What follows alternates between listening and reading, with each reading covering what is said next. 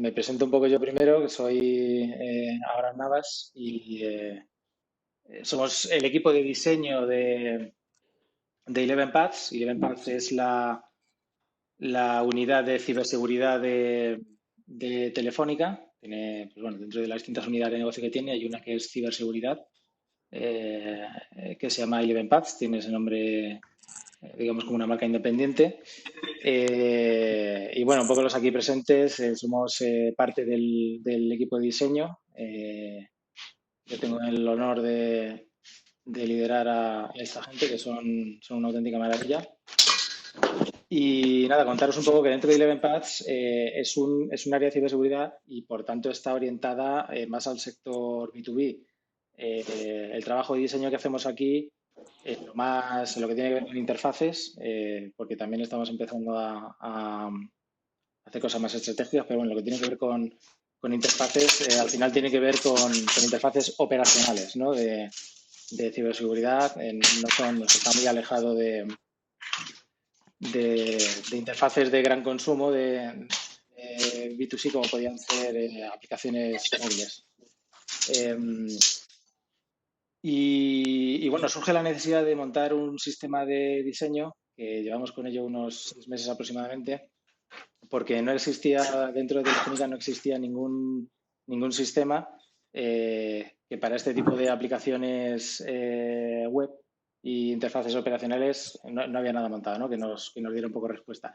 Sí que hay un área orientada al B2C, a residencial, que es el equipo de Novum, que se dedican a generar todo lo que es el sistema de diseño, tanto a nivel de componentes de diseño como componentes de código, para las aplicaciones de cliente final, de residencial. Pues si sois clientes de Movistar, pues la aplicación de Mi Movistar o Mio 2 o en el caso de Vivo 20, pues son las aplicaciones con las que gestionar como cliente pues tu cuenta, ¿no? de cliente dentro de la telco. Y ellos sí que tienen las piezas, lo tienen bastante bien ordenado porque antes un poco las aplicaciones iban cada una de forma independiente y el proyecto de Novum pues era un poco unificarlo todo. Entonces, ellos sí que tienen un sistema de diseño que lo están empezando a construir también a nivel de código, pero no nos servía tampoco porque ya digo que está solamente orientado a aplicaciones nativas. Como los nuestros son operacionales en entorno online, en entorno web, no nos servía y por eso lo hemos creado. Y un poco de lo que vamos a hablar hoy, que es cómo lo hemos montado un poco bajo el tema de tokenización y que nos soporte también multimarca, multibranding, es pues porque dentro de a donde llegamos nosotros, pues tenemos varias marcas de OVs, tenemos Movistar, O2, 20, Vivo, pero luego también tenemos otra marca que es Telefónica Empresas, que vendría a ser un poco más la corporativa, esa la conocemos sobre todo en España, y luego además está el propio vertical de ciberseguridad, ¿no? Que es Cyberdefense. Entonces, dentro de estrategia tampoco estaba muy claro si iba a haber una única marca que liderase a todos los interfaces y teníamos que desacoplar un poco esa decisión. Y por eso es que todo el trabajo que os va a presentar ahora el equipo de sistemas, pues está montado para que soporte un poco que sea multimarca, de una forma más o menos sencilla. Y bueno, luego parte del equipo está formado por excelentes diseñadores de Frog, que son aliados nuestros. El equipo, digamos, de diseño es mixto entre gente de Telefónica y gente de Frog. Y nada, bueno, pues sin más paso a presentaros un poco al equipo que va a dar la charla. Román Jiménez, que es un poco el líder de este proyecto del sistema de diseño, que es consultor de Frog. Y luego Beatriz Paniagua y Sergio Jiménez, que son compañeros de Telefónica y que bueno, forman parte también de dentro del equipo de diseño de Liberpath, pues de este micro equipo que se dedica un poco a sistemas, a nuestro sistema que han venido bien de llamarlo Quartz. Entonces, bueno, a partir de aquí ya dejo un poco el aterrizaje, que veo que también ya hay un montón de gente más conectada. Si queréis, damos paso ya a la presentación, así que os cedo los mandos. Bueno, pues muchas gracias a todos por conectaros hoy, en especial gracias a Scale por darnos la oportunidad de estar hoy aquí. Estamos muy contentos de compartir este rato con vosotros. Intentaremos responder a vuestras expectativas y más teniendo en cuenta que en otras circunstancias no va a haber ni pizzas ni torreznos, como teníamos pensado. Así que nada, o sea, en fin, la salud es lo primero. Espera, y ahí estáis viendo la solicitud de anotación. Esto es un imprevisto. ¿Lo veis en pantalla, la notificación? No, No. solamente la presentación. Vale. Vale, entonces, bueno. Esto es lo que pasa cuando intentamos explicar en distintos entornos lo que hacemos. Hablamos de bloques y cómo estos bloques construyen otras cosas. Mi sobrina de 5 años piensa en Legos y en unicornios y cuando se lo explico a mis amigos las cosas toman otra forma. Voy a explicar más el chiste porque es de una persona. Voy a empezar con una introducción al contexto y después mis compañeros Sergio y Bea os hablarán de la optimización de accesibilidad multitema que estamos construyendo. Vamos a hablar de sistemas de diseño, normativa de accesibilidad y design tokens. Antes de profundizar en accesibilidad y tokenización, creo que es importante pararnos a entender en detalle la definición de diseño centrada en el usuario. Estamos resolviendo problemas comenzando con las personas y adaptándonos a sus necesidades. También incluye personas con necesidades especiales. El concepto de accesibilidad universal está alineado con un diseño universal. Es un paradigma relativamente nuevo. Es un término que nos introdujo el arquitecto Roland Lawrence Mace en 1989, de que todo el mundo debe tener el mismo acceso y oportunidades en problemas de accesibilidad o no. Estamos hablando de diseño para todos, con mayúsculas. Los 7 principios del diseño universal, vamos a resumirlos en equidad de uso flexible, el diseño debe ser simple e intuitivo, sea fácil de entender, abstrayéndonos de la experiencia a nivel cultural y capacidad del usuario, acción perceptible, tolerancia al error, minimizando las consecuencias negativas producidas por acciones accidentales, bajo esfuerzo físico, espacio suficiente de aproximación y uso en cuanto a dimensiones y espacios apropiados para facilitar la interacción por parte del usuario. Si no es suficiente con los ideales, vamos a hablar de números. ¿Por qué es tan importante cumplir con los estándares de accesibilidad? Es bueno para las personas. Las cifras de personas con problemas que dificultan su experiencia con los productos que diseñamos cada vez son más altas. Es nuestra obligación ponernos en el lugar de estas personas para las que las mismas oportunidades e información es más difícil. Si no es suficiente hacerlo por ellos, también hagamos por nosotros mismos, porque en algún momento todos vamos a tener algún problema que requiera soluciones de accesibilidad en algún grado. También porque es bueno para el negocio. Los buscadores, Google, Yahoo, Bing, ¿no? Son ciegos al luz del color y tienen habilidades cognitivas de un niño de 4 años, como mucho. Pero sí que entienden el uso de etiquetas H1, H2, ayudas al teclado y textos alternativos en imágenes y posicionan mucho mejor las páginas que tienen esto en cuenta. Entonces, que tu producto sea accesible, te da acceso a un mayor número de usuarios, lo que da una ventaja considerable son las páginas que no. Y estás hablando en cifras, un 71% de personas con problemas de accesibilidad abandonan una página inmediatamente si no se adapta a ellas. Ofrecer contenido de calidad y preocuparse por la experiencia también ayuda. Pero si invertimos tiempo en ello, ¿por qué no vamos a hacerlo mejorando la accesibilidad de nuestros productos? Vamos a evitar problemas legales que nos van a dar problemas y van a hacer que tengamos que pagar multas, pueden ser cuantiosas. Tus productos no cumplen la normativa y hay distintos órganos reguladores y especialmente en el sector público como portales de banca y compañías eléctricas, los que es obligatorio cumplir con unos estándares de cumplimiento de accesibilidad que cada vez son más altos. Implementar también un framework en nuestro sistema de diseño en lugar de hacer un ensayo de error a la hora de comprobar si nuestros componentes pasan accesibilidad, pues nos ayuda a detectar de forma sencilla dónde se está cumpliendo y dónde se reduce el esfuerzo en diseño e implementación. Y al igual que la inversión se hace al principio en un sistema de diseño, trabajar de forma sistematizada en otras partes, reducir el esfuerzo en diseño y en desarrollo front también en cada iteración. No voy a detener mucho en esto porque creo que es algo que todos los que estamos familiarizados con el contexto entendemos. Así que voy a hablar de normativa de accesibilidad. No vamos a profundizar demasiado en todos los puntos que tocan la normativa, más allá de algunos consejos, pero sí quería hacer hincapié en que cumplirla es un esfuerzo que es tanto de diseño como de desarrollo. Y en términos generales son 3 niveles.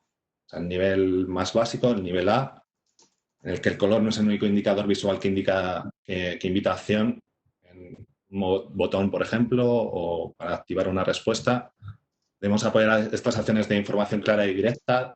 También tendríamos que incluir imagen y foto para una mejor interpretación del contenido. También la normativa A contempla que la web sea navegable mediante el teclado. Por lo que veo, no he añadido aquí, pero tendríamos que tener un ratio de contraste en texto de 3:1. Esto sería el mínimo para la mayoría de usuarios. Pero ahora, ¿cómo aplicamos al resto?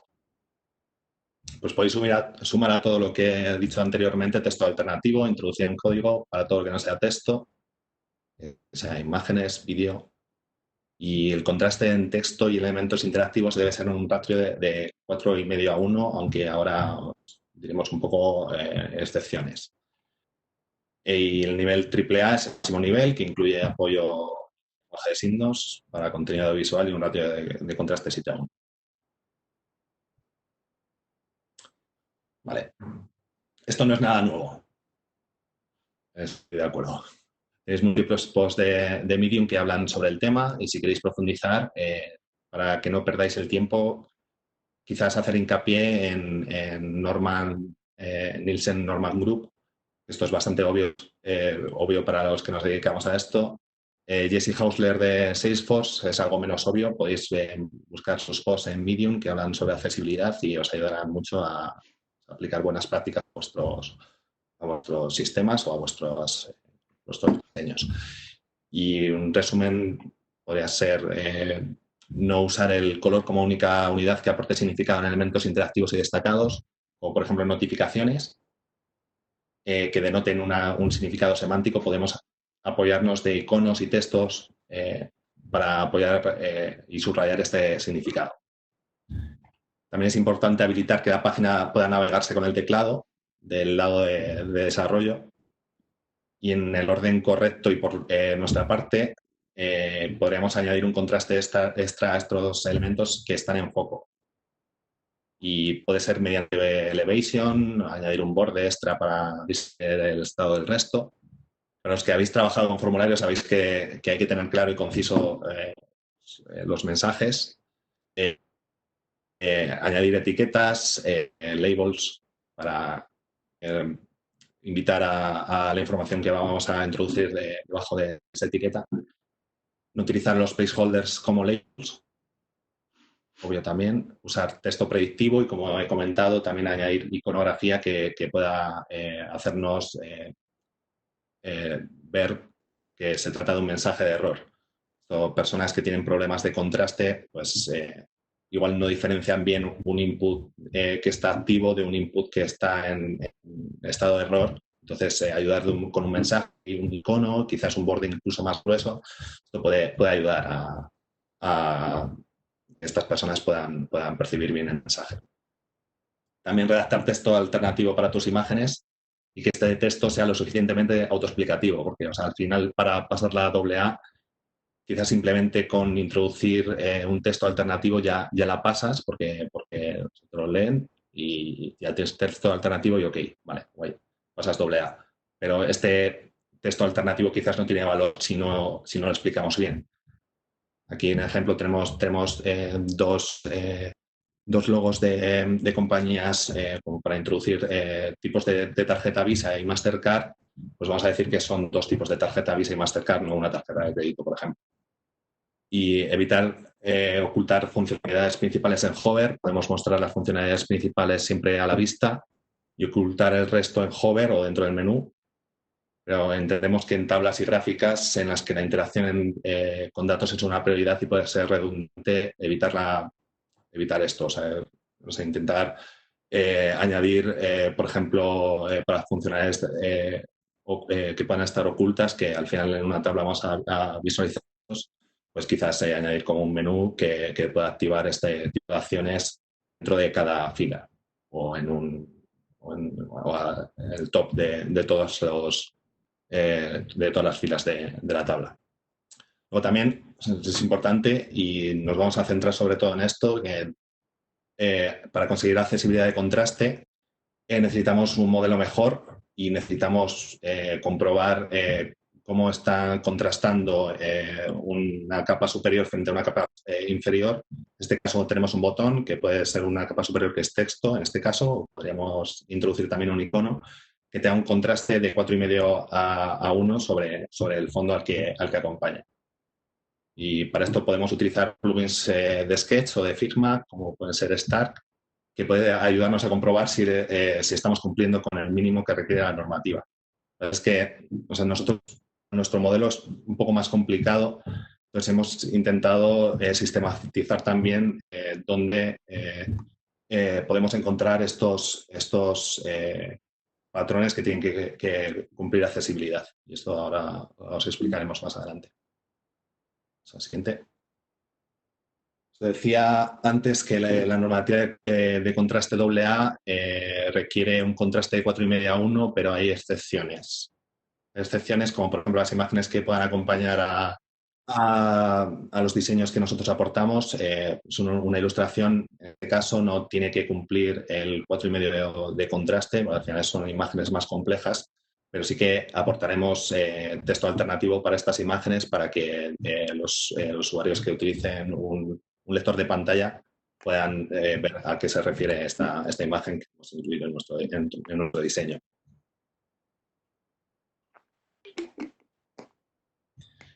Y como conclusión, aparte de accesibilidad, decir, al dejar esta cita, que todos tenemos el mismo derecho a poder acceder a experiencias e información. La accesibilidad no debe ser algo que nos planteemos al final. En un enfoque tradicional, la forma de comprobar accesibilidad sería después de construir los portales, y si bien esto es algo que puede funcionar para páginas sencillas, como se estaba diciendo, en un producto como el nuestro, que tratamos con tablas, gráficos, con datos muy complejos, en el que el uso del color y el contraste es tan importante, necesitamos cimentar nuestras decisiones con un framework de trabajo en lugar de una prueba de error a posteriori. Y este framework de trabajo lo canalizamos en el uso de design tokens. Y para los que sois nuevos en este término, no dejan de ser variables que almacenan valores de color, decisiones que hemos tomado sobre color, espaciado, tamaño, tipografía, layout. Se puede incluir mucha más información, y que si nos lo planteamos bien, nos pueden ayudar a que evitemos perder el tiempo pasando de nuevo por decisiones que ya hemos tomado, y cualquier cambio que hagamos afectará todas las propiedades en las que están instanciados estos tokens. Hemos hecho un gran trabajo en unificar el lenguaje, las normas de aplicación del layout y escala tipográfica, pero como otros antes que nosotros han hablado de esto, no vamos a repetir lo mismo de siempre, vamos a centrarnos en el uso de tokens de color y accesibilidad. Estoy casi terminando ya. Queríamos dejaros un resumen en alto nivel de nuestro proceso de trabajo. En nuestro caso se trata de un rediseño, así que primero identificamos los templates, como veis. En estos templates, los componentes que se están utilizando, los reconstruimos, los mejoramos siguiendo un esquema atómico, y pasamos a identificar y aplicar patrones de color utilizando estos componentes, con el fin de evitar duplicidades, como os he dicho, y poder tener nuestro constructor lo más limpio posible. Y para terminar, ya de lo que hemos venido a hablar, os vamos a enumerar un poco nuestros retos, que no son pocos, y el de la mayoría de productos que no comienzan de cero. Todas las cosas eran difíciles antes de ser fáciles. Nos enfrentamos a un gran reto.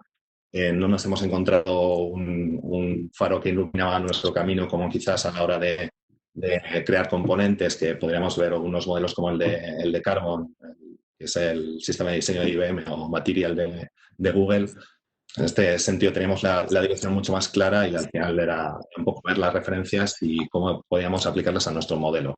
Pero en el caso de accesibilidad y tokenización, los modelos no estaban tan claros, y nos lanzamos un poco a la búsqueda de intentar crear un framework de trabajo en el que poder tomar decisiones de una forma fácil desde un solo sitio, en lugar de tener que atender a resolver los problemas de accesibilidad dentro de cada pantalla. Todas las compañías están evolucionando para cumplir con la normativa, y En los pocos años, este es el ideal de todos. Y, como os decía, hay leyes que van a ser cada vez más severas a la hora de cumplir accesibilidad, que ahora mismo sobre el sector servicios. Entonces tenemos que analizar, detectar y poner solución a los problemas de accesibilidad, evitando inconsistencias y duplicidades en diseño de componentes que atienden a la misma función y mejorar el conocimiento de la normativa de accesibilidad por parte de los equipos de diseño y desarrollo de producto. Y en nuestro proyecto, en particular, en Telefónica, entran nuestros planes que... sí, ahí está. Entra a mejorar la forma en la que se están atacando estos problemas, creando un framework que ofrezca soluciones integradas en el propio diseño y tener localizadas las decisiones que se han tomado sobre accesibilidad en un mismo lugar. Y poco más. Ahora os va a comentar Sergio el modelo del que hemos estado trabajando y el número mágico. Esto. Muchas gracias. Gracias, Rubén. Bueno, como os comentaba mi compañero, ahora vamos a entrar un poco más en profundidad en todo lo que es pues, el framework que hemos seguido nosotros a la hora de aplicar todo lo que vendría a ser accesibilidad de contraste dentro de nuestro sistema de diseño. También vamos a ver en esta parte un poco cómo estructuramos pues, todos los temas que componen nuestro sistema de diseño, ya que es un sistema pues, multimarca, multitema, como lo queráis llamar. También vamos a tocar todo lo que es el proceso que hemos seguido para llegar al modelo que estamos aplicando ahora mismo, que es el modelo del número mágico, que es donde nos vamos a centrar en la mayor parte de esta parte. Como se estaba comentando mi compañero, la accesibilidad es una parte muy importante en cualquier proceso de diseño de interfaces. Entonces, ahora os vamos a explicar el proceso que llevamos nosotros en cuanto a cómo generamos nuestras paletas de colores. En nuestro caso se trataba de un ejercicio bastante grande, ya que debíamos crear una paleta de color que fuera agnóstica y que además pues, nos sirviese un poco como de punto de partida pues, para todo lo que vendría a ser montar nuestro sistema de diseño.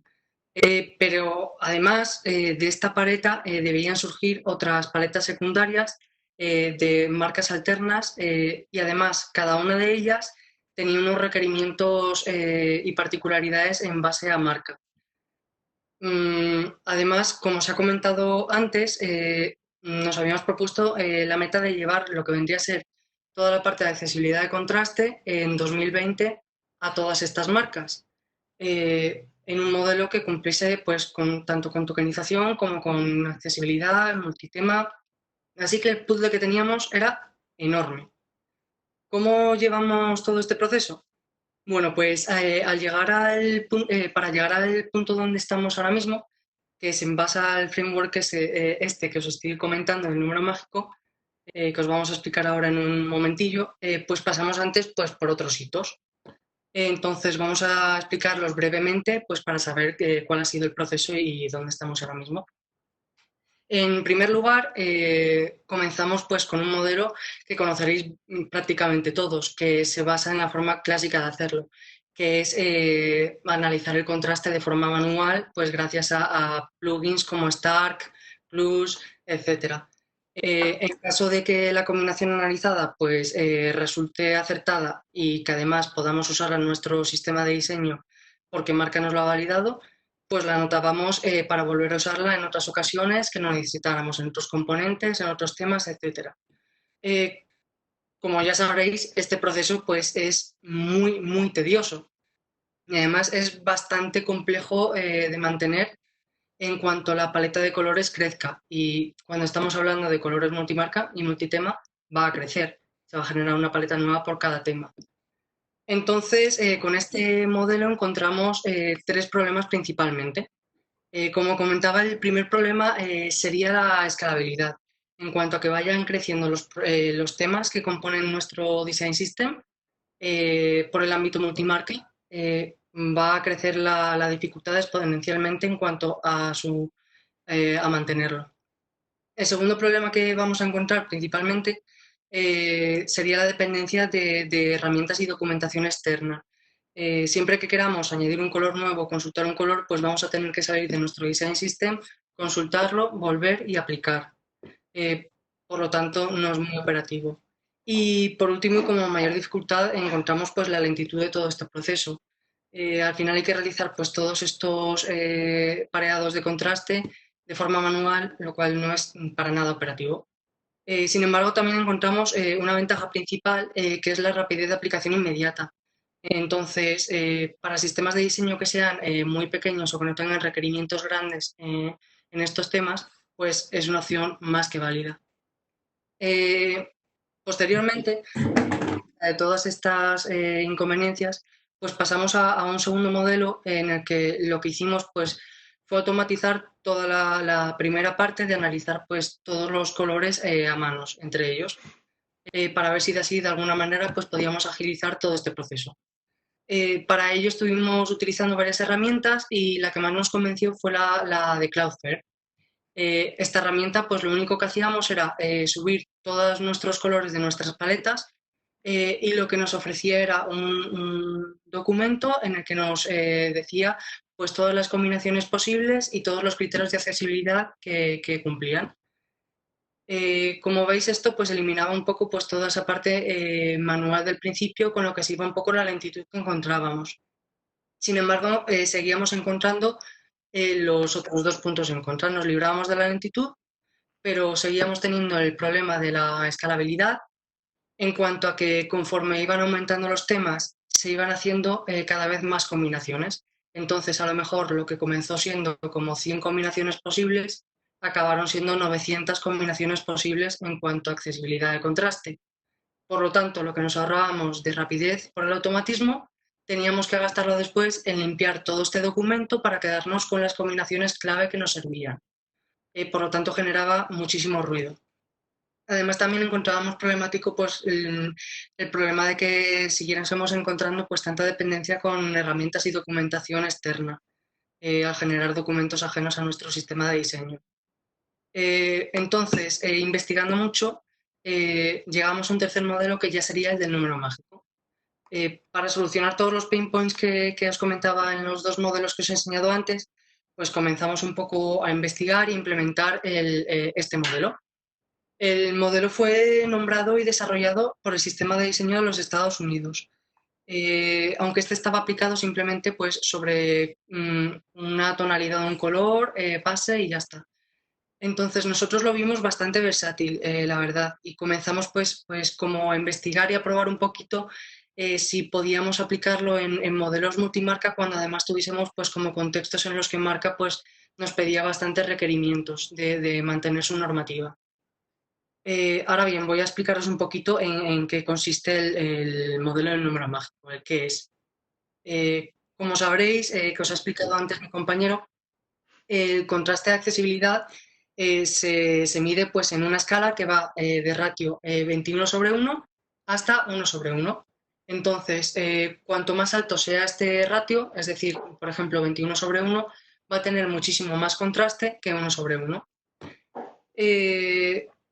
El número mágico lo único que hace y en lo que se basa es en crear una escala exponencial en la que este ratio que os comentaba lo divide en distintos segmentos, donde van a estar agrupados pues, los distintos colores en base a sus ratios. Cuando sean similares, pues van a estar agrupados. Entonces, todo esto que os estoy contando, este modelo, ¿de qué nos puede servir para accesibilidad de contraste? Bien, vamos a ver, por ejemplo, ahora un ejemplo práctico. Vamos a imaginar que tenemos, por ejemplo, que estas dos paletas que hemos generado en base a este modelo, una rosa y una violeta. Ya hemos asignado todo lo del número mágico a estas paletas y ya podrían usarse porque ya tienen el valor de ratio exponencial. Entonces, gracias a esta división de este framework, podemos saber ya de entrada varias cosas. En primer lugar, siempre que la diferencia entre dos números de dos colores sea de 50 puntos o más, vamos a saber automáticamente que estamos superando un contraste de 4,5 puntos entre ellos o más. Esto es muy útil ya que sabríamos automáticamente que estos dos colores podrían usarse juntos y que además pasarían la AA dentro de la normativa de accesibilidad como mínimo. Por ejemplo, entre estos dos colores que os estamos proponiendo, entre el 70 y el 20, que veis en pantalla, pues encontramos esa diferencia y sabemos que cumplirían con la AA de la normativa. Esto mismo va a pasar cuando la diferencia entre los dos números es de 40 puntos o más. Solamente que esta vez lo que vamos a ver es que estaremos superando el contraste de 3,1, de ratio 3,1 o más, o superior. Esto lo que nos va a indicar es que estamos cumpliendo con la A simple dentro de la normativa de accesibilidad. Y por último, lo mismo vamos a encontrar cuando la diferencia entre dos números, entre dos valores, sea de 70 puntos. Solamente que esta vez lo que estaremos encontrando será el ratio de 7/1, que si os acordáis es el mayor ratio que encontramos, que es el de la AAA. Por ejemplo, aquí lo estaríamos viendo cuando hacemos el pareado entre el color 90 y el color 20, aunque lo mismo sucedería si hiciéramos el pareado entre el 90 y el 10, 90 y el 5, etc. Aparte de todo esto, con estas tres reglas muy simples que os he contado, pues también podemos conocer como unas reglas más generales, más básicas y que nos facilitan... ¿Perdón?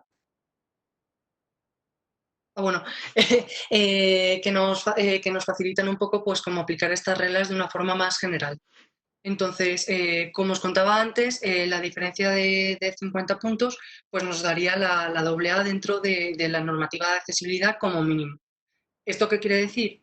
Que todos los colores que caigan dentro de la columna número 50 van a ser accesibles tanto con blanco puro como con negro puro, ya que blanco puro va a tener un valor de 0 y 100 puro va a tener un valor de 100. Esto quiere decir que 50 menos 0 es igual a 50, por lo tanto encontramos la diferencia de 50, y lo mismo entre 100 menos 50, que es 50. Por lo tanto, ya sabemos que todos los valores 50 lo podemos usar en cualquier casuística sobre un fondo blanco, sobre un fondo negro, que sabemos que van a pasar a accesibilidad. Lo mismo va a pasar en el caso de todos los números que caigan en la columna 40 y 60, siempre que los contrastemos con blanco puro y con negro puro.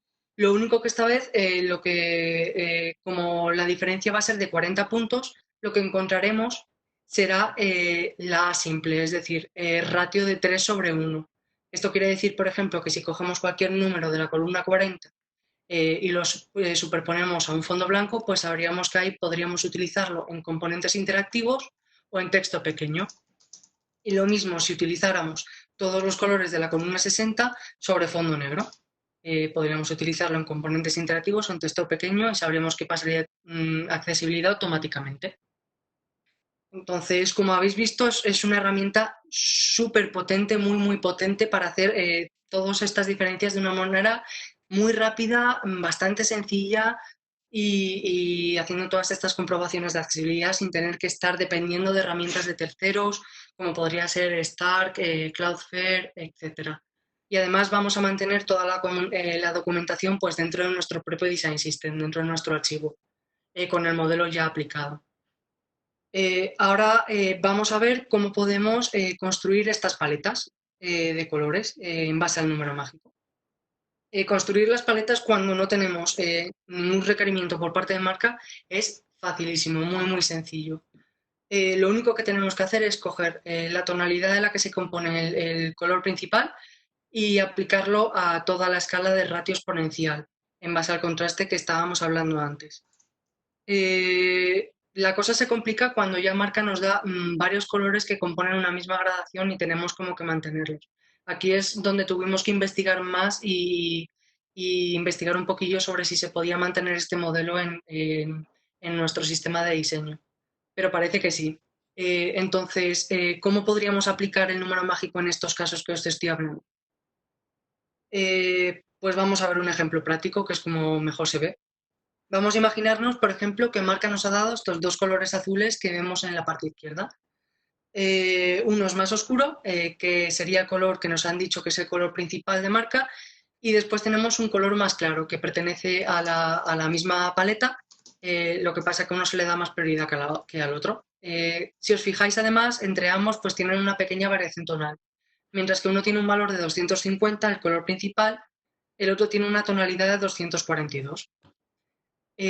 Vale, lo primero que vamos a hacer es seleccionar nuestro color principal y lo vamos a llevar a una herramienta externa, como podría ser la de Kevin Gutowski.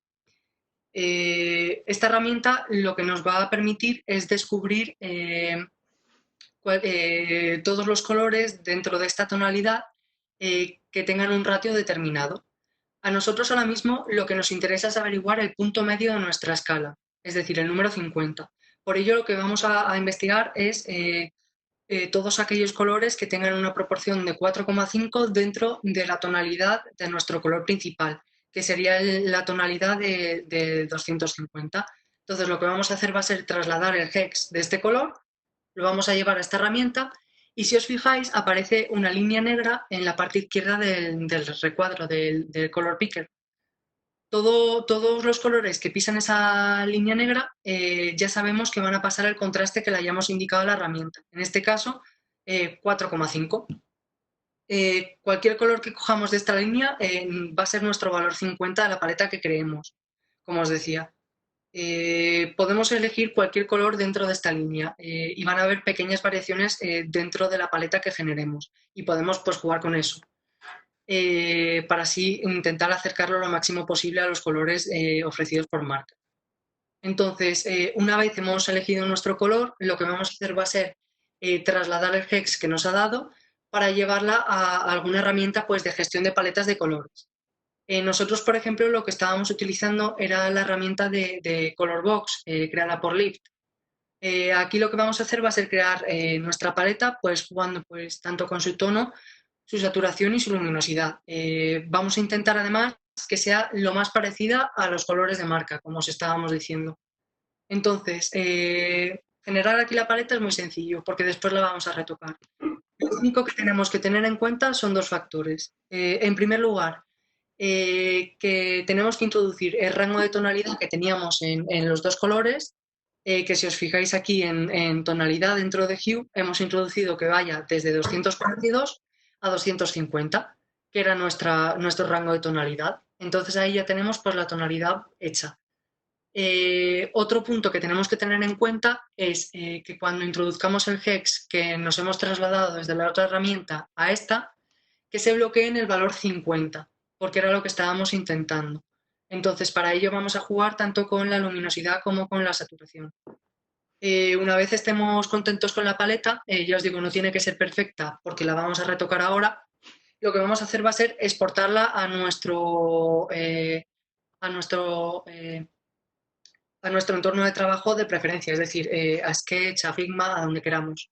Y lo que vamos a hacer va a ser ajustar manualmente cada uno de estos colores para que se adapten perfectamente al ratio de accesibilidad que os comentaba antes, a la escala exponencial. ¿Esto qué significa? Pues ir ajustando, por ejemplo, la saturación y luminosidad, algunos puntos, pues que en el número 40 caiga en 3,15, que en el número 30 caiga en 2,25, etcétera, etcétera, etcétera. Y así con toda la escala, para que clave con el modelo del número mágico, con esta escala. Una vez hecho esto, ya casi que lo tendríamos ya terminado. Lo único es que podríamos además hacer que conviviesen los colores de marca puros con nuestra paleta creada ad hoc, que sería esta. Entonces, para incluirlos en nuestra paleta, los colores de marca puros, lo único que tenemos que hacer es comprobar el ratio de accesibilidad pues, con cualquier analizador de contraste que tengamos, Stark, Plus, lo que sea. Lo comprobamos con blanco y con negro y dependiendo del valor que nos dé, pues lo vamos a ubicar en alguna parte de la paleta. En nuestro caso, por ejemplo, nos ha dado que el color de marca principal nos caía en un valor 80, mientras que el color secundario pues estaba en torno al 65. Con esto ya tendríamos nuestras paletas listas para ser usadas. Tendríamos simplemente pues, que generar nuestro set completo de todos nuestros temas. Entonces, ahora vamos a ver un caso práctico donde aplicar esta paleta para ver si se ha entendido bien. Entonces, vamos a poner, por ejemplo, que tenemos estos tres componentes que veis en la parte izquierda de la pantalla y que hemos generado además esta paleta que tenemos en la parte derecha. Entonces, lo que vamos a hacer va a ser aplicar los colores de la parte derecha en los componentes que tenemos. Como veis, en el primer botón, en el de la izquierda, como está encima de un fondo de interfaz que sería blanco, pues podría montarse con cualquier color a partir del número 40, ya que al tratarse de un componente interactivo tendríamos simplemente que superar la simple, es decir, un ratio de 3,1, que si os acordáis eso era la diferencia de 40. Nosotros hemos optado por darle el color 80, porque se ajustaba más a nuestra marca. Encima de esta, además, como encontramos un texto de tamaño grande, pues también tendríamos que mantener simplemente el ratio de 3,1. Esto volvería a ser una diferencia de 40 puntos. Si os fijáis en el botón de en medio, este tiene una particularidad y es que se ubica encima de un fondo de interfaz que le hemos dado un valor número 5. Tiene un azul número 5 que le hemos aplicado. Entonces aquí, aunque tenga que seguir cumpliendo el ratio de 3,1, seguiremos teniendo que sumar 40 puntos de diferencia. Es decir, se lo tendremos que sumar no al 0 del blanco, sino al 5. Es decir, podríamos aplicar cualquier color que fuera el verde a partir del 45, para que la diferencia siguiera siendo de 40 puntos. En el caso del input que vais más a la derecha, lo que tenemos que tener en cuenta es que tenemos dos tipos de texto. Tenemos texto grande y tenemos texto pequeño. Esto quiere decir que podríamos aplicar en el texto grande a partir de valores 40 de rojo y en el caso del texto pequeño a partir de valores 50. Lo único que para que sea más coherente todo se ha decidido aplicar sobre todo el color 50, pues para que tenga un aspecto visual más coherente y así nos aseguramos de que todos cumplan los ratios adecuados. Una vez que ya hemos entendido cómo se aplica todo esto, que si después tenéis dudas estaré encantado de resolverlas, todavía lo podemos llevar todo esto pues un paso más allá.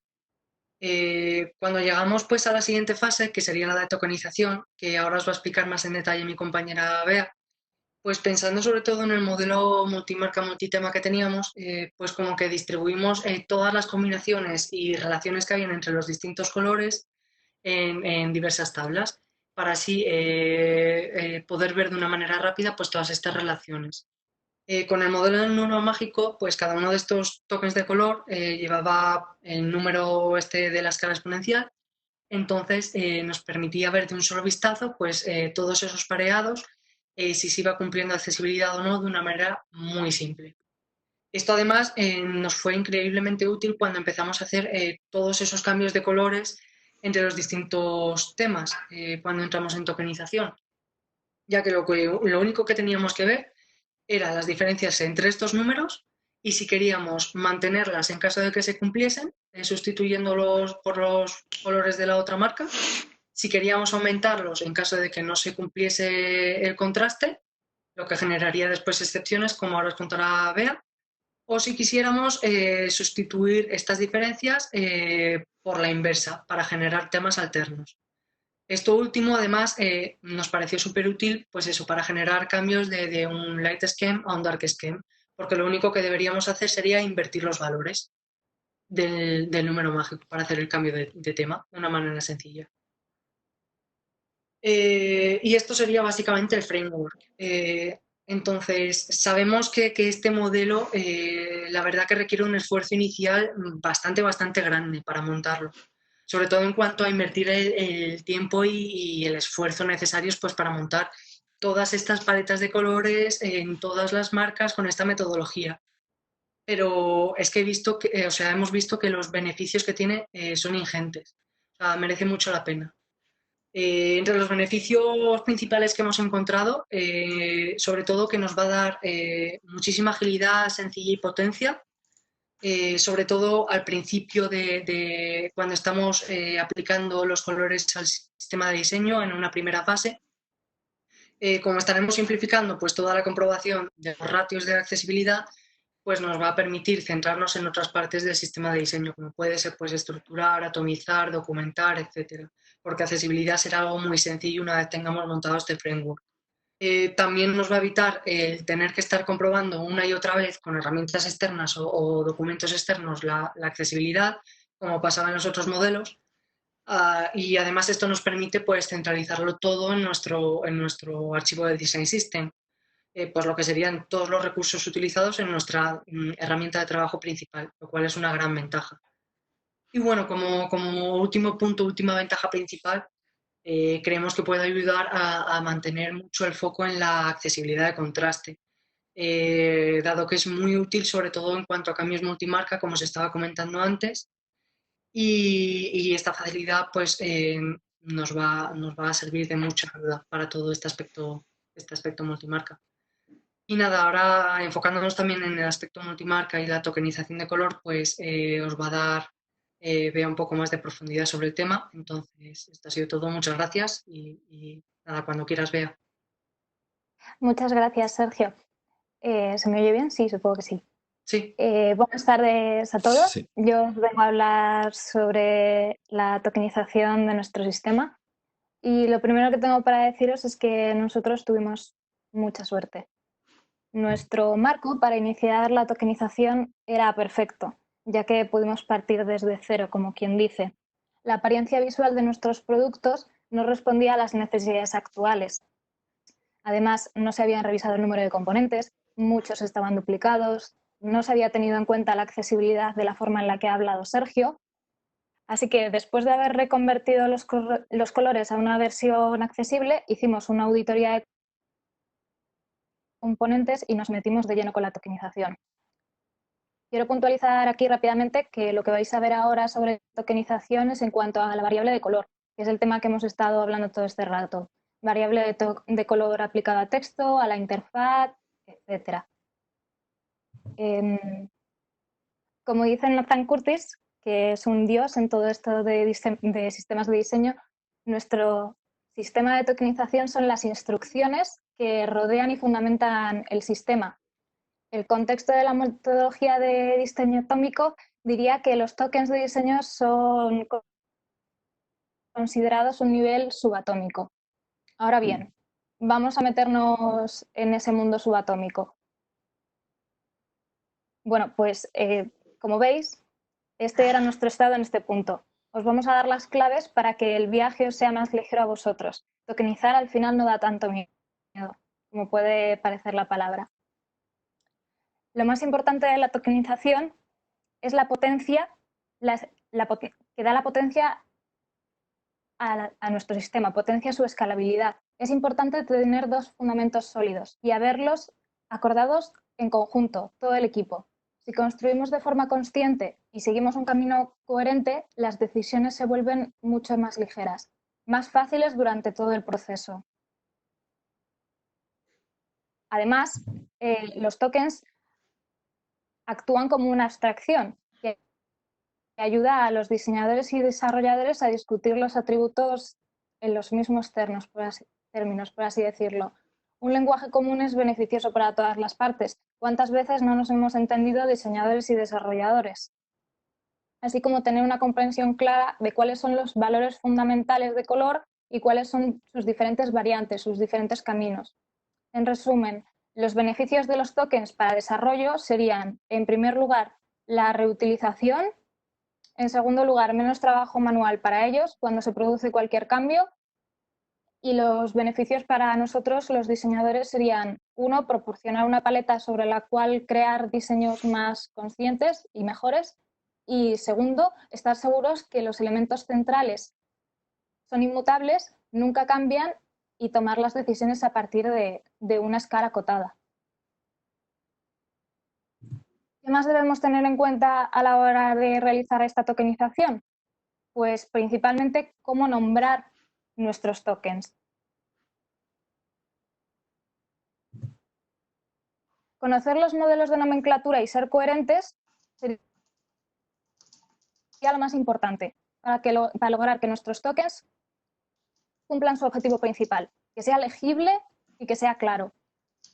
Pero deciros desde ya que no hay un estándar para nombrar los tokens de diseño actualmente. No hay un libro único, no hay una Biblia. Hay normas básicas, pero no existe una convención al uso. Y además deciros que vuestro proyecto es único y no importa cuántos posts en Medium leas, cuántas charlas veas o cuánto investigues, que al final la lógica depende del mismo, depende de tu producto. Nosotros encontramos estos 3 modelos que veis en pantalla sobre nomenclatura que se repetía constantemente a través de las bibliotecas de tokens que revisábamos.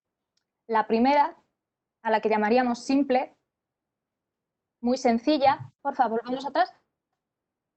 Sí. Muy sencilla, vendría a decirnos el nombre del color y dónde se situaría dentro del gradiente más o menos del que os ha hablado Sergio. Podría ser, como veis ahí, color grade 330, el número del gradiente.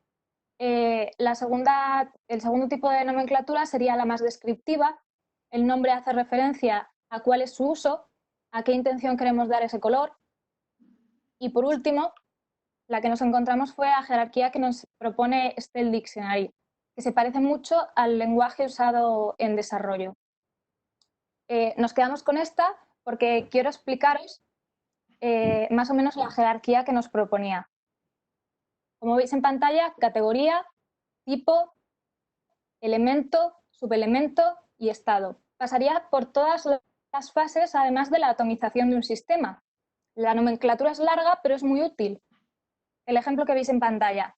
La variable o categoría sería color, background, button, primary y active. Aquí nos está diciendo claramente dónde debo situar el color. Queríamos sugeriros esta porque quizás es la más extendida, desarrollo ya la conoce y puede ayudarnos bastante si no tenéis demasiado tiempo que dedicarle a la tokenización, estar pensando y estar iterando sobre la nomenclatura. Bueno, llegamos a la conclusión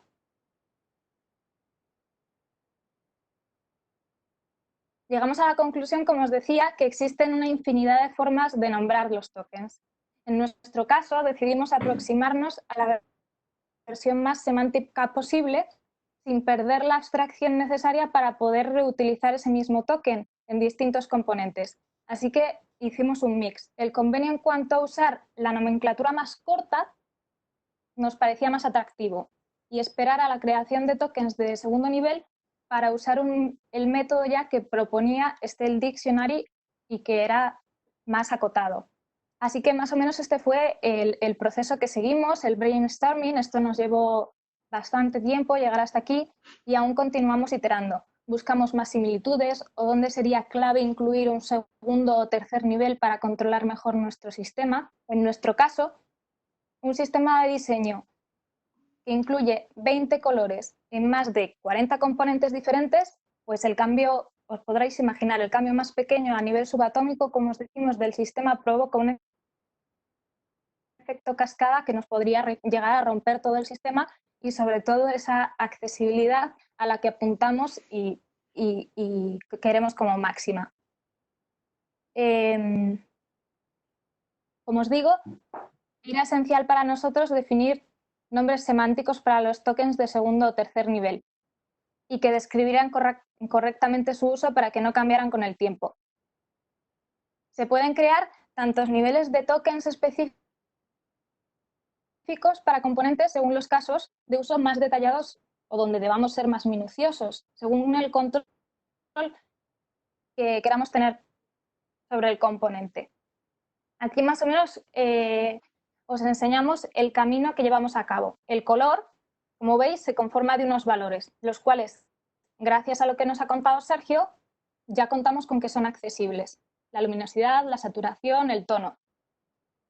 Ese color tiene un hex inequívoco, pero es muy difícil de recordar. Yo podría decirte que me sé solamente el blanco y el negro, 0000, FFFF. Ese azul puede tener X nombres y se puede quedar además en el nivel en el que necesitemos, pero si quisiéramos aislarlo para botones o links, les daríamos esa pista: color, button, primary, background, enable, color, text, highlight. Y así como de minuciosos queramos ser. ¿Por qué necesitamos tantos niveles? De nuevo, en nuestro caso la respuesta es fácil porque el mismo sistema tenemos que poder reutilizarlo en diferentes marcas, como ya os hemos contado. Marcas además que tienen aspectos muy diferentes entre ellas.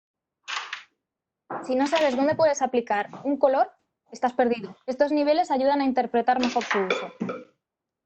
Aquí más o menos os dejamos cómo acotamos los niveles y cuáles serían nuestras categorías dentro de niveles. Los tokens de primer nivel, por tanto, como os he dicho, serían más o menos la traducción de los hex, por así decirlo, explicados de forma semántica, agrupados en los siguientes valores. Fondos, es decir, los colores de interfaz, los colores que reflejan una interacción y los colores que usamos en el texto. Esos serían quizás nuestro primer nivel, ahí acotaríamos. Luego los tokens de segundo o tercer nivel. ¿Cambia, por favor? ¿A la siguiente? Sí, perdón. Nada. Los tokens de segundo o tercer nivel los usamos para elementos de color que tenían propósitos muy específicos. Ahí veis la traducción. Un UI primary puede ser también un button primary background enable. Más allá del fondo de la aplicación o más allá de tal, los colores específicos son los que se definieron como tokens de segundo nivel. De nuevo, y repito, es muy importante que hagan referencia al contexto de uso. Aquí estarían, por ejemplo, también las excepciones, las tabs, los botones, las cards, aquellos elementos que sabemos además que van a variar entre las marcas, que van a tener un color diferente. Y habiéndoos contado esto, ¿cómo y por qué organizar nuestros tokens? Después de haberlos creado, nombrado, es momento de ordenarlos. Una forma de dejar tarea hecha para el futuro es organizar bien los tokens, revisarlos e iterar sobre ellos. Para eso generamos durante el proceso unas tablas. Cada vez que creábamos un nuevo token, lo incluíamos en la tabla.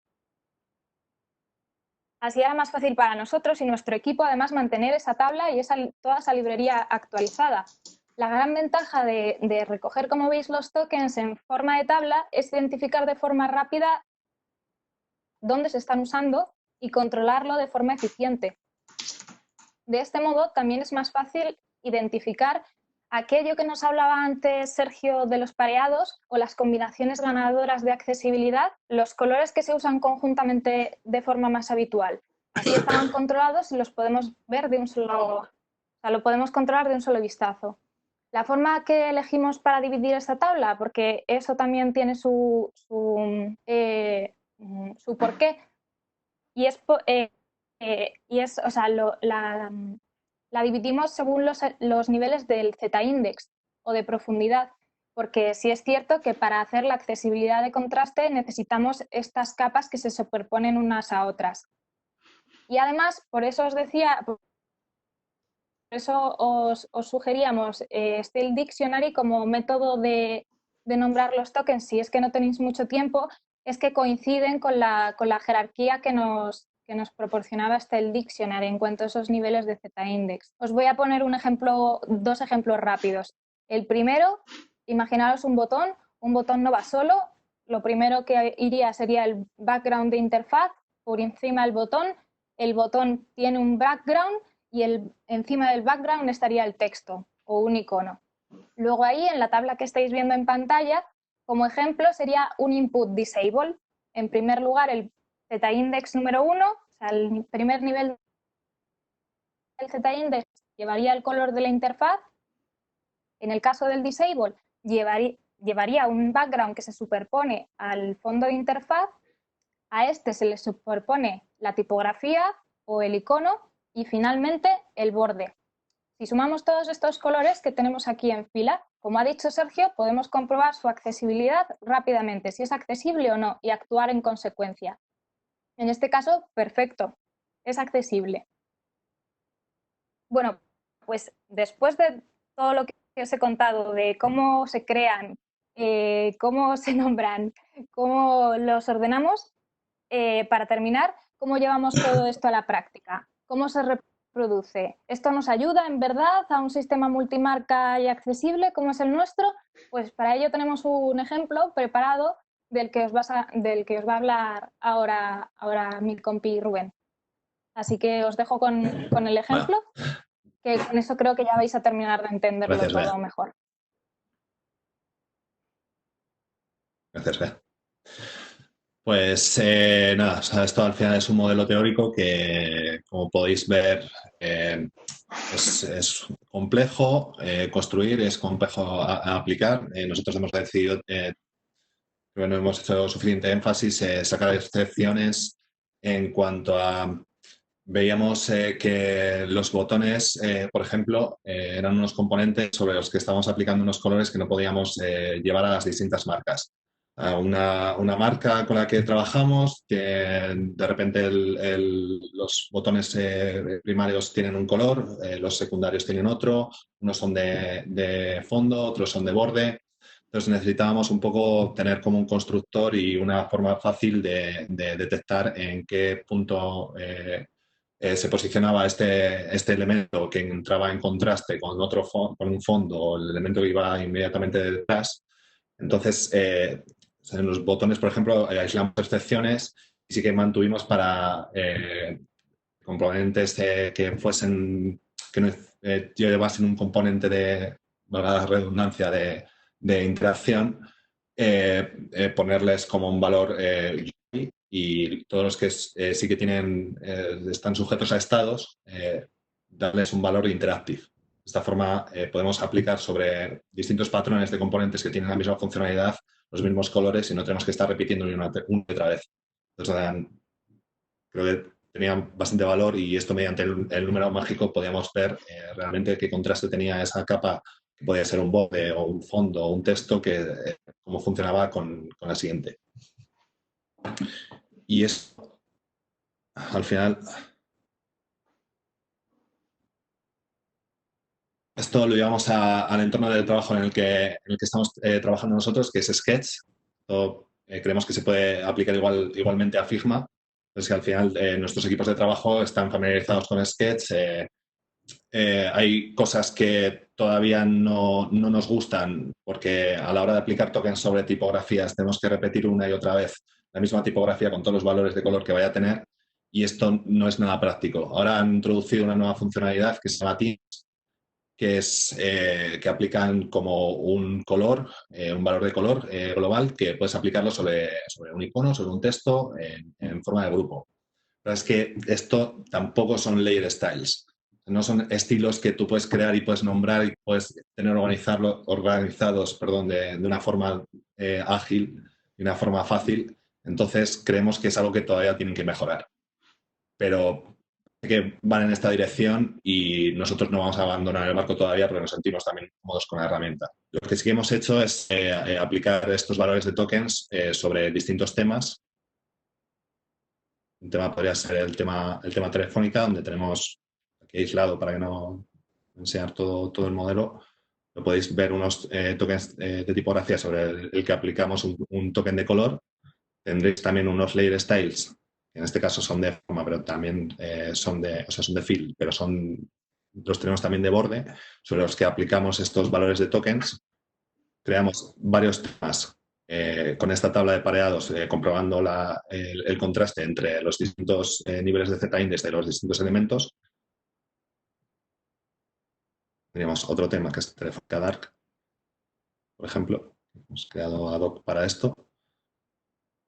Tendríamos los mismos valores, pero con las mismas unidades, pero con distintos valores.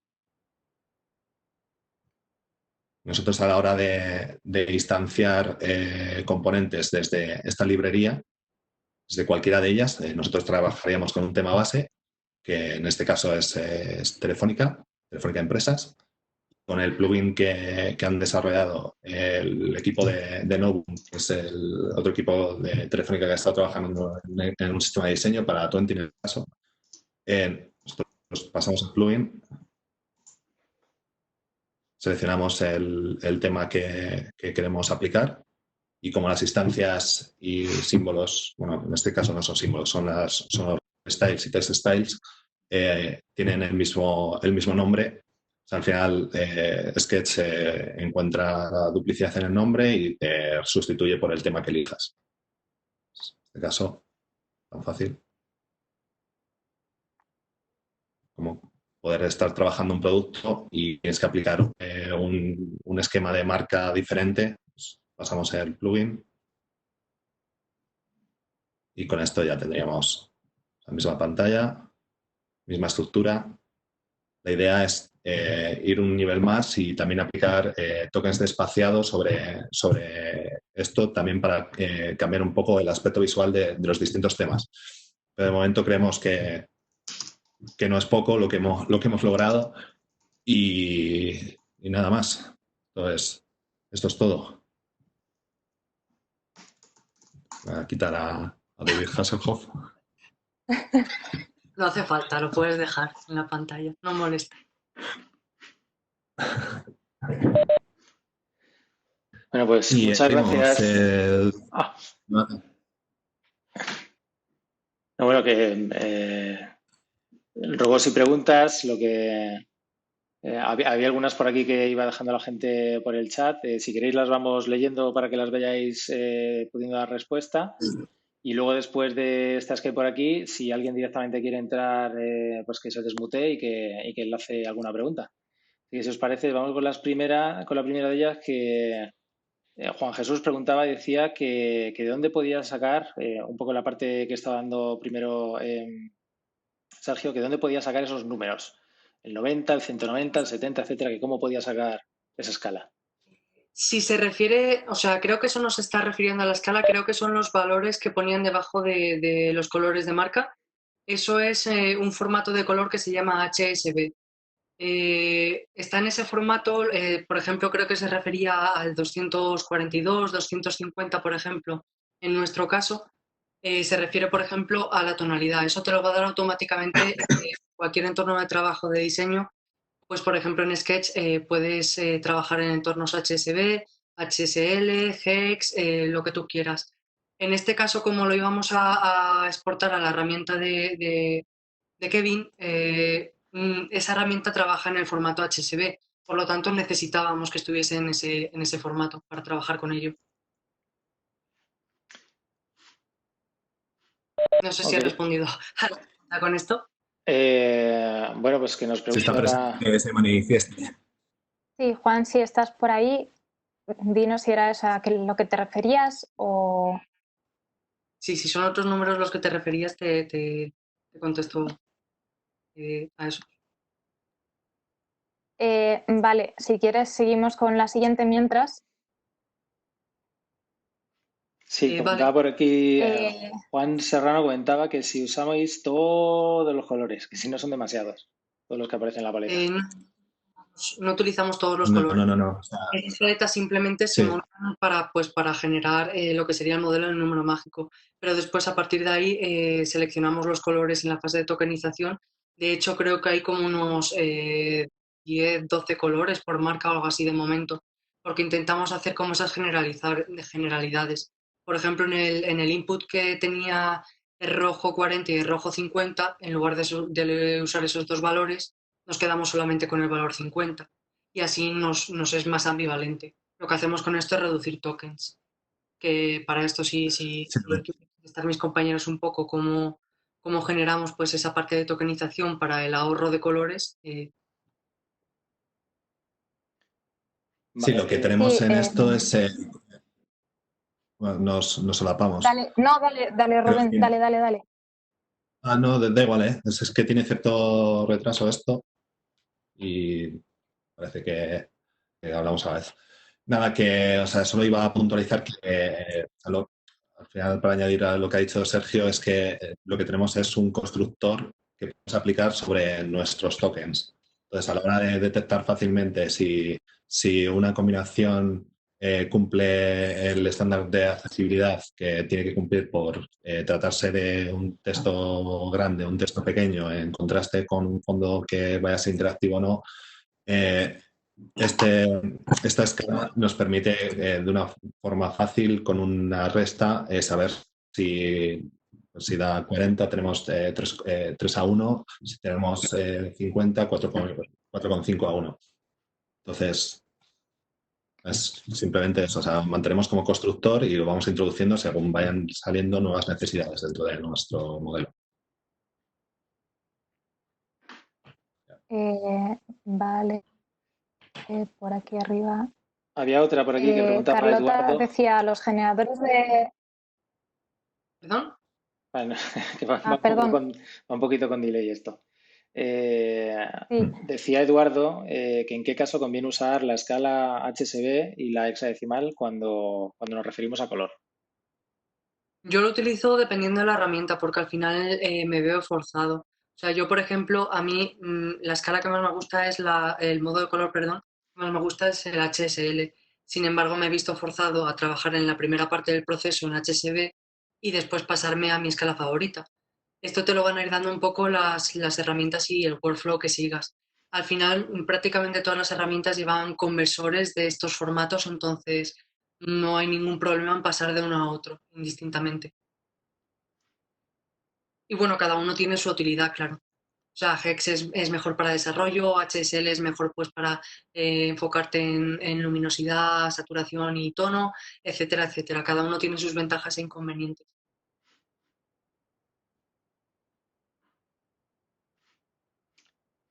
Vale, luego Vale. Duro López Sanabria pregunta que si tenemos o mantenemos una tabla por cada marca. Con eso, La respuesta es sí. Tenemos Sí, una por la cada respuesta. marca de tokenización. Además, por eso, o sea, tratamos de tenerla bien ordenada, bien organizada. Cuando cambian de nombre, cambiarlos y siempre dejar que esos colores sean accesibles. Y Al esto fin y al aplicado cabo es duplicar la misma... Perdón. No. Nada. Que pensaba que habías dado. Sí, No, que perdona. al fin y al cabo, o sea, duplicar la tabla no cuesta nada, el mantenimiento que hay que hacer es el nuevo nombre o el nuevo color que sustituye al anterior. Si el azul de marca 1 se sustituye por el morado de la marca 2, hay que cambiarlo y si en consecuencia algunos de los botones cambian o alguna de esas excepciones cambian, habría que cambiar, o sea, habría que modificar la tabla. Sí, estas tablas al final es lo que vamos a llevar a nuestro entorno de trabajo, que en este caso es Sketch, como hemos dicho, y es lo que vamos a tener dando valor a cada uno de los temas. Vamos a tener archivos separados, son librerías separadas que conectaremos donde tenemos la librería de componentes con todos los componentes creados, con todos los símbolos de Sketch. Entonces, viviendo de una librería con unos layer styles, con unos text styles u otros, cambiaríamos de tema de una forma fácil. Vale, luego Víctor Valle, que es un compi de Design at Scale, hola Víctor, nos pregunta, dice, ¿tenéis alguna solución aparte de la semántica? Es decir, en un formulario tendréis secciones y estas secciones, para ser navegables, tendrán headings. Pero tú no puedes predecir con qué valor H empiezas, ya que se embebe en una porción de la web. ¿Puedes repetir, perdona, que se ha cortado un poco?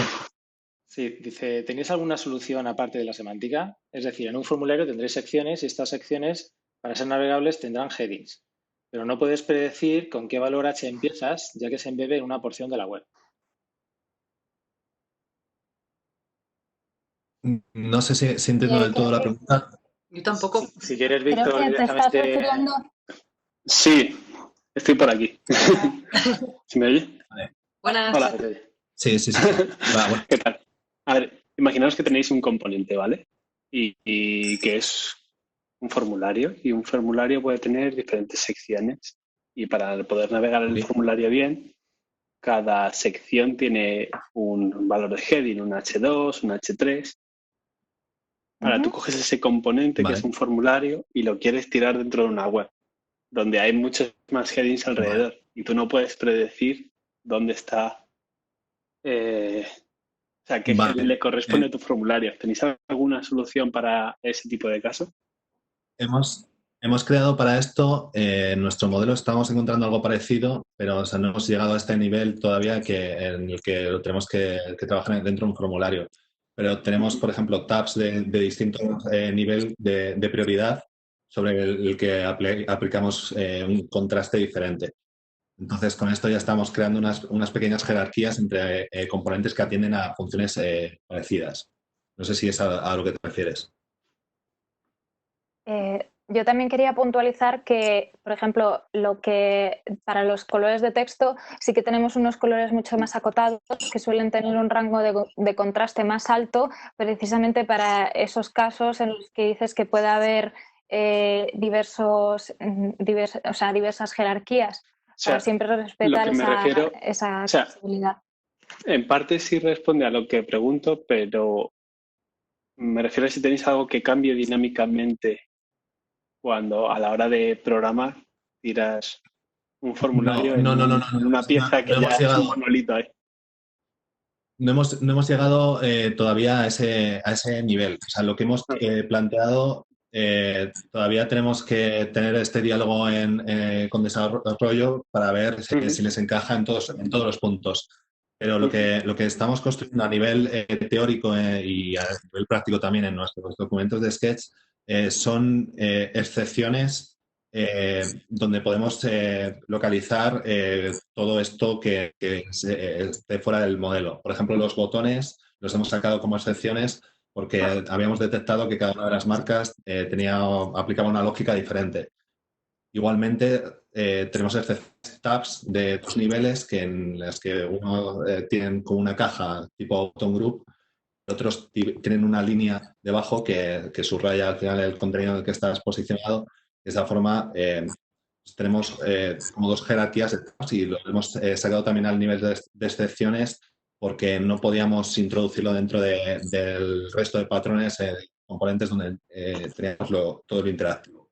Entonces, estamos intentando agrupar, pero todo lo que no podamos agruparlo lo sacamos a excepción y si vemos que en algún momento entra dentro de otra generalidad, pues intentaremos también hacer ese ejercicio para mantener el número de tokens lo más limpio posible. Vale. Genial, gracias. A ti. Luego tenemos por aquí a Carlos Prat, que lo primero es dar la enhorabuena por la charla. Y luego nos pregunta, ¿los tokens los utiliza también el equipo de desarrollo o se queda en la parte de diseño? La idea es, nosotros estábamos intentando pasar estos tokens y los componentes a desarrollo de la forma más fácil posible. Ahora mismo estamos trabajando con Abstract, que incluye un handoff tipo Zeppelin. Zeppelin hemos visto que también tiene ahora introducido nuevas funcionalidades para manejo de librerías, pero no sincronizan bien. Se supone que dicen que tú puedes tener una librería con la que conectas los distintos proyectos y si cambias esa librería cambian automáticamente los tokens o los valores de color que estás aplicando sobre los distintos proyectos que beben de esa librería, pero esto no funciona nada fino. Entonces, de momento estamos haciendo este handoff con Abstract. La idea es que ellos cojan estos nombres de tokens y puedan aplicarlos de la misma forma en código. No sé si a lo mejor se refería a si esta estructura se queda solo del lado de diseño, no tanto que cómo les llega, sino que si es solamente una estructura de tokens que usamos internamente en diseño o si está alineada con la de desarrollo. Y en ese caso estamos, digamos que el sistema de diseño está de momento del lado de diseño solamente y estamos alineándonos con desarrollo, que ya tenían alguna cosa montada, pero no a este nivel. Nos estamos alineando para que se construya la contrapartida de los componentes de diseño en código bajo la misma arquitectura, una arquitectura lo más parecida posible. Entonces, ahora mismo estamos en el punto en el que desarrollo está tomando un poco nuestras sugerencias de estructura, nos comentan que les cuadra y están empezando a construir. Luego alguna otra pregunta por aquí. Nos pregunta Arantxa Vizcarro, nos dice, ¿seguís algún estándar, como que todos los grises sean iguales en las diferentes marcas? El problema con esto es Responde que Sergio. nuestros colores O Bea. ya venían definidos por marca en muchos de los casos. Entonces, Sergio, que es el mago del color, Sí, espera, que estaba silenciado. por así llamarle, Lo habéis invocado. A ver, ahí está el mago del color. respecto a cómo hemos organizado un poco la estructura de colores, teníamos varios requerimientos por marca. Entonces, para estructurarlo, lo primero que hicimos fue partir del tema agnóstico, que sería pues el que os comentábamos de Telefónica Empresas, que es el que os ha mostrado Rubén ahora en la prueba.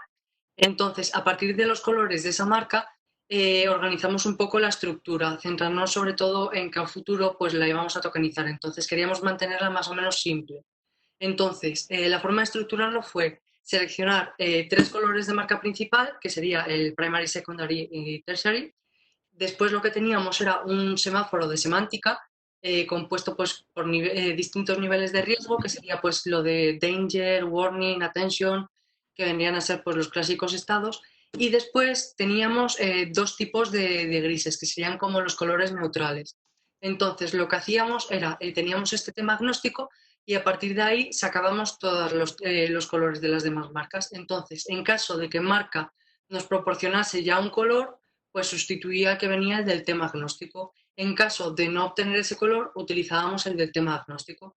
De esta manera podíamos tener pues más o menos un balance entre marca y que se quedara todo más o menos limpio y estructurado a la hora de tokenizar.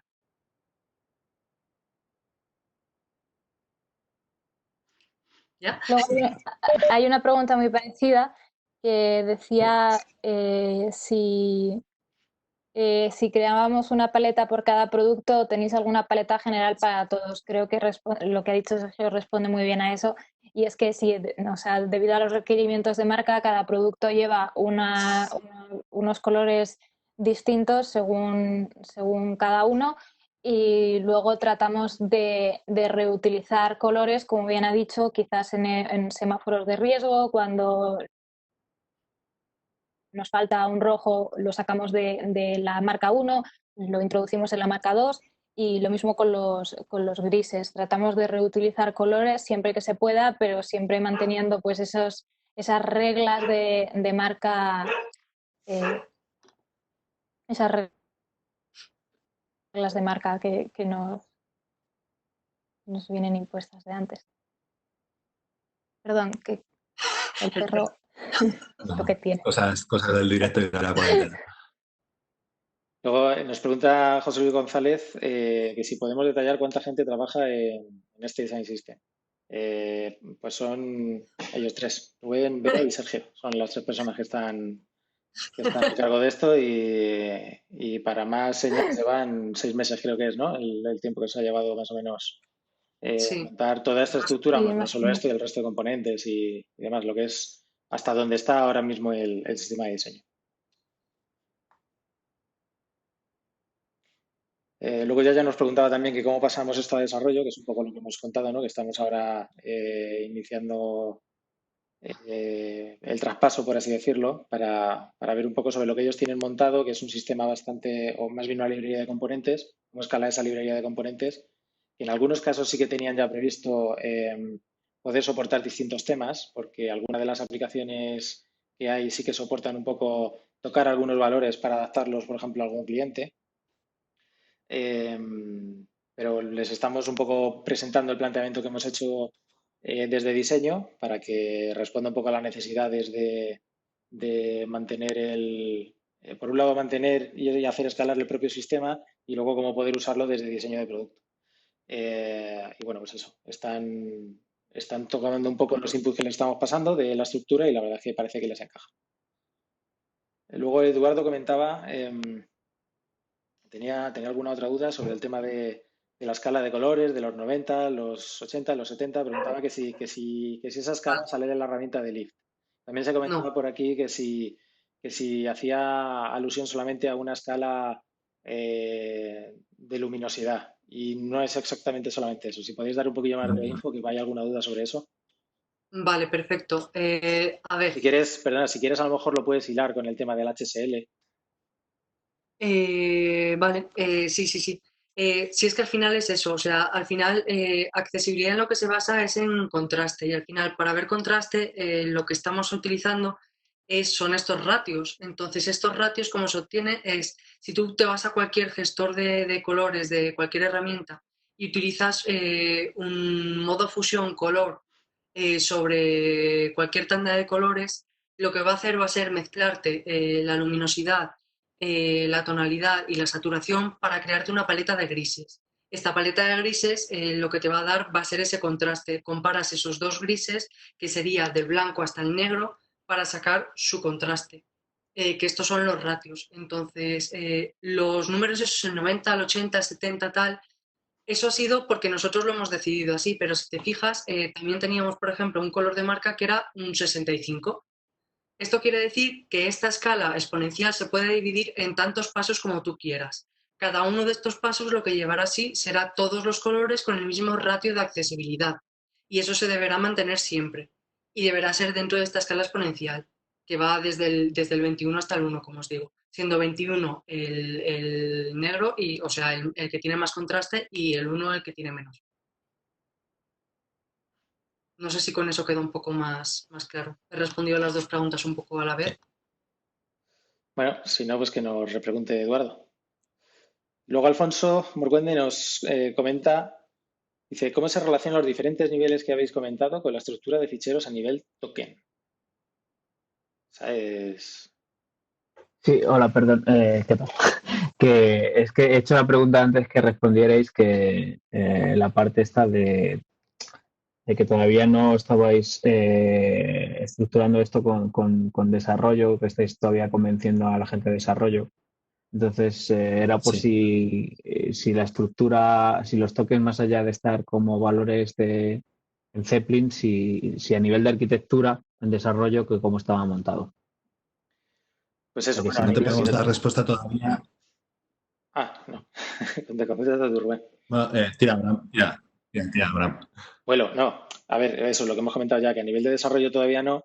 Y luego, o sea, estamos intentando desde diseño un poco estamos empujando este proyecto para que no solamente quede del lado de los propios creadores y consumidores de componentes, ¿no? Sino que escale a desarrollo también y que al final estemos hablando de lo mismo, da igual en qué dimensión estés, en la de diseño, la de construcción ya de producto. Y bueno, pues lo que hemos comentado, ¿no? Un poco en ese sentido estamos proponiendo un poco cómo tiene que ser la arquitectura y la nomenclatura. Luego, en cuanto al tema de archivos, que yo creo que es un poco por donde vas tú, por lo que habéis comentado en otras charlas vosotros, Alfonso y el resto de tu equipo, vosotros tenéis montado una arquitectura para que incluso estos tokens sean agnósticos a la herramienta de diseño. A nosotros nos encantaría llegar ahí, pero de momento no estamos ahí. Entonces, estamos montando una base para que si llegamos ahí, damos el salto a que estos tokens estén en algún archivo externo de los que pueda beber directamente la herramienta de diseño, en este caso Sketch, al menos esa arquitectura ya esté montada dentro de los componentes del sistema de diseño, tanto en código como en desarrollo.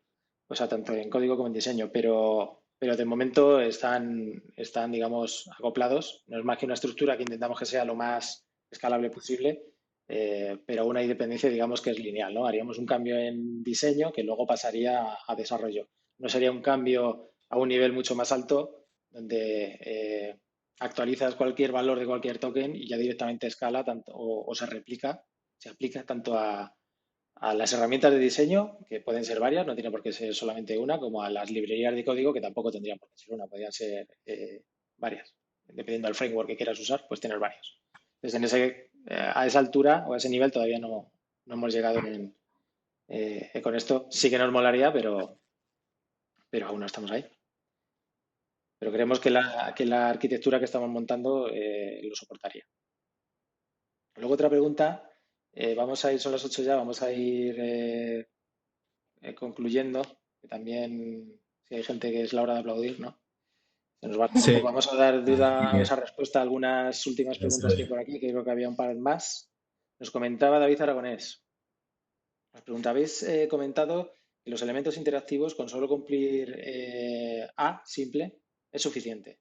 Entiendo que os referíais a los estados visuales de un componente, por ejemplo, el hover, disable, active o en general que fueran interactivos.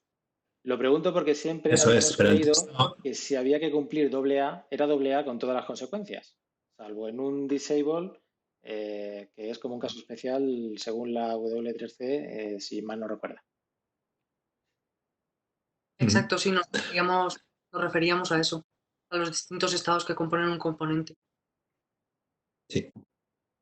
Sí, el texto siempre tiene que tener contraste de 4,5 a 1, excepto en caso de texto bold en 14 píxeles y texto regular en 18. Vale, y por último, creo que es la última pregunta que hay por aquí. Nos pregunta Luis Javier Montoro, en cuanto a la nomenclatura de los tokens, ¿cómo resolvéis los casos en que los componentes que están dentro de otros componentes? Por ejemplo, un icono dentro de un botón o dentro de un campo de formulario. Ahí entran los niveles de Z-index. Claro, o sea, también hay que verlo desde el contexto de la atomización del propio sistema. Un icono entraría dentro de uno de esos primeros campos de la atomización. Entonces, digamos que como el ejemplo que os he puesto antes sobre el input, la primera capa serían las capas de interfaz, por encima el background del input y por encima ese estaría, por ejemplo, lo que nos dice es de un icono. El icono, tanto el icono de ese input como el icono de un input de error de un text area, todos esos iconos irían en ese mismo nivel de Z-index. O sea, en esa misma columna. Vale, No sé pues, si se me está oyendo. Sí, no, perfectamente. Sí. No hay más preguntas por aquí de las que ha dejado la gente. No sé si alguien se anima directamente a que abra el micro, si tiene alguna otra pregunta, que abra el micro directamente y que la lance. Los valientes. Esperábamos preguntas comprometedoras. Bueno, y de todas formas,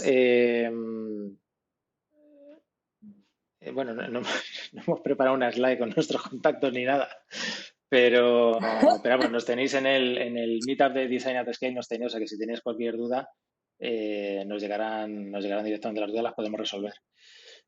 Por concluir un poco, bueno, lo primero, agradecer públicamente al equipo el currazo que se han pegado tanto para montar el sistema como para hacerlo accesible y tokenizado, y luego la presentación. Y nada, al resto agradeceros la asistencia y comentaros que, bueno, esto se está grabando, lo subiremos al YouTube de la comunidad de Design at Scale. Seguramente lo subamos también cuando esté el enlace público, cuando esté subida la grabación, la subiremos a Meetup para que os llegue a todos los que os habéis registrado. Y también compartiremos el documento de la presentación para que tengáis las dos cosas. Tengáis tanto la charla, donde aparece la propia presentación, como la presentación en sí, pues si la queréis consultar en algún otro momento. Y nada, muchísimas gracias a todos por asistir y por los comentarios de ánimo y de agradecimiento. La verdad, yo creo que se han hecho un currazo bastante grande el equipo. Y nada, esperar que todos que estéis en casa, pues estéis bien, estéis aburridos, deseando salir, pero sanos y que no tengáis el coronavirus no os haya dado ninguna colleja. Y nada, nos vemos en la próxima. Así que hasta aquí, un saludo a todos. Chao. Pues, Muchísimas gracias. Muchísimas gracias. Gracias a todos.